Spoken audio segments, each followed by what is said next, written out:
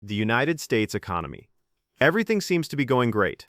The stock market's at an all-time high. The Federal Reserve's inflation strategy seems to be working, and Arby's just released steak nuggets. On the surface, life is good, but underneath, there's trouble brewing. Because while everyone's busy debating the next interest rate cut, there's a credit crisis quietly bubbling that almost nobody is talking about.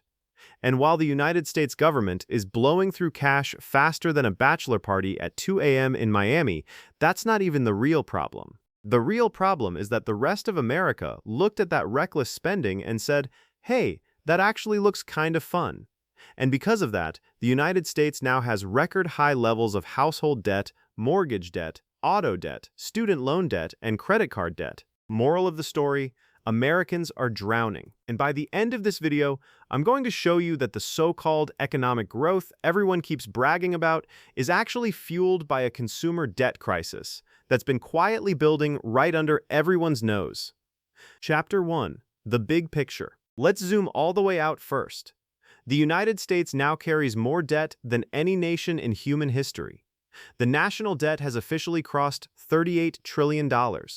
And borrowing isn't free. We now spend $1 trillion a year just to service the interest on that debt alone. That means the United States is currently spending more on interest payments than on national defense, income security programs, and veterans benefits combined. Interest has become the fastest-growing expense in the entire federal budget, rising over 34% in just the last 2 years. Translation: we're shelling out $1 trillion a year just to keep the lights on and the debt collectors off the front lawn. And here's where it gets worse. The rest of America is following the exact same playbook. Because if Uncle Sam can max out every card he owns, why shouldn't everyone else? And that's exactly what's happening. The average American now carries over $90,000 in personal debt. Total household debt in the United States has exploded 60% over the last decade, reaching $18.6 trillion, the highest level ever recorded. So while the government piles up debt at the national level, the rest of the country is quietly drowning at the household level. Debt has become the duct tape holding the entire economy together. And here's where it gets interesting, because not all debt is created equal. There's good debt, there's bad debt, and then there's ugly debt. When the New York Fed categorizes total household debt, it all falls into two main buckets: housing debt and non-housing debt. Let's start with the good one. Chapter 2. The Good. Housing debt splits into two categories: mortgage accounts and home equity revolving accounts. Let's get the big one out of the way first. Mortgage accounts. These cover every type of long-term home loan, from first mortgages to refinancing to home equity installment loans. The Fed calls these closed-end loans. You get a chunk of money up front, make monthly payments with interest, and once it's paid off, the account closes for good. In simple terms, it's the giant, soul-crushing debt you take on for the privilege of owning four walls and a roof. And make no mistake, mortgage balances in America are massive. They make up the bulk of not just housing debt, but total household debt overall. Total mortgage balances have reached $13 trillion, the highest level ever recorded. Now, the other type of housing debt, home equity revolving accounts, also known as a home equity line of credit, or HELOC. Think of it as a credit card, except it's secured against your house. You leverage your home's equity, pay back what you use, and then tell yourself it was technically an investment because it's linked to real estate. HELOC balances have jumped more than 30% since 2021, the fastest rise since before the 2008 financial crisis. But the overall total is still relatively modest, around $411 billion. Eyebrow-raising trend, not yet a five-alarm fire. So if housing debt is the responsible older sibling in this family, what's on the other side of things? Non-housing debt. The problem child. Chapter 3. The Bad. Non-housing debt splits into four categories: student debt, auto debt, credit card debt, and other. Auto loans are holding relatively steady for now. We'll save those for another video. But the same cannot be said for the other two. Let's start with student loan debt, America's favorite rite of passage into adulthood and chronic anxiety. Over the past few decades, the cost of college has skyrocketed. Why? Because when you combine the ability for 18-year-olds to borrow tens of thousands of dollars with no credit history, no collateral, and no financial literacy, you get a system where colleges can charge essentially whatever they want. And they do. Since 1983, college tuition has increased by more than 700%, far outpacing inflation, housing costs, and wage growth combined. It's the same cycle, year after year. Universities raise tuition, students take on more loans, student debt grows. And because of that, there is now $1.7 trillion in total student loan balances, the highest level ever recorded. Student debt now represents roughly 9% of all household debt in America. About 44 million Americans currently owe money on their education, with an average balance of $37,000. And here's the part that's actually scary. Delinquencies on this debt are climbing sharply. A year ago, less than 1% of borrowers were in serious delinquency, 90 days or more late. That number has now risen past 9%. And the worst part, unlike a mortgage or an auto loan, which is secured by collateral, you can't exactly repossess someone's degree when they stop paying. And here's a fun fact for you. Student debt is one of the very few types of debt that typically does not get discharged in bankruptcy. Student loans are the herpes of the financial world. They never really go away.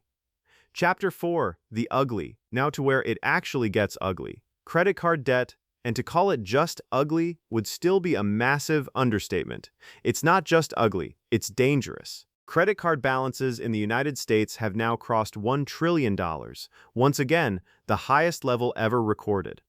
Credit card debt has risen by more than half since 2020. For context, Americans have added more credit card debt in the last 4 years than they did during the entire decade following the 2008 financial crisis. And we're not just swiping like lunatics. We're opening accounts like there's no tomorrow. The number of active credit card accounts has risen 20% above pre-pandemic levels, now exceeding 600 million. With roughly 340 million people living in the United States, that means the average American is juggling several cards, several monthly due dates, and several financial headaches simultaneously. And here's where it really starts to fall apart. Credit card delinquencies are rising fast. The share of credit card accounts in serious delinquency has climbed above 12%, the highest level since the 2008 financial crisis. And it's not hard to see why. Inflation has soared, housing costs have hit record highs, wages haven't come close to keeping up. And here's the cherry on top. The average interest rate on credit cards is now north of 21%, once again hovering near the highest level ever recorded. That means the 12% of credit card users who are already delinquent aren't just behind, they're likely drowning in compounding interest they can never realistically catch up on. Chapter 5, The New Player. And just when it seemed like things couldn't get any more chaotic, a new force arrived on the scene. You've seen the buttons: buy now, pay over time, pay in 4 installments. Whatever soft-colored, friendly-sounding slogan Silicon Valley dreamed up to convince people that borrowing money is a form of financial empowerment. Here's the truth. This isn't innovation. It's a marketing makeover. It's credit disguised as convenience.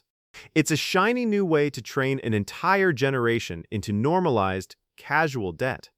A recent study found that 15% of all Americans used buy now, pay later services in 2024. 40% of them regretted it after realizing the actual total cost. And worse, 24% of these users have already made a late payment, up from 18% the year before. It's the exact same credit trap as always, just with a better user interface and a friendlier checkout button. So while headlines keep celebrating that consumer spending remains strong, the actual reality is that people are financing their day-to-day survival one installment plan at a time. And when you start looking at the American economy from a debt-first perspective, everything starts to look completely different. It doesn't look like the booming economy everyone's celebrating on CNBC. It looks more like a giant game of hot potato, where everyone is just hoping the music doesn't stop while it's in their hands. Every record-high stock market headline, every flashy consumer spending report, all of it is built on borrowed money. Because the truth is, America isn't saving for the future, it's financing the present. And that's exactly what makes this credit crisis so dangerous. It's not loud. It's not sudden. It's not dramatic. It's quiet. It's gradual. And it's happening in plain sight, right now, while you watch this video. So yes, everything appears fine on the surface. The markets are high, inflation is easing, unemployment is low, but underneath, the foundation is beginning to crack. Because this is America, a country quietly surviving on debt.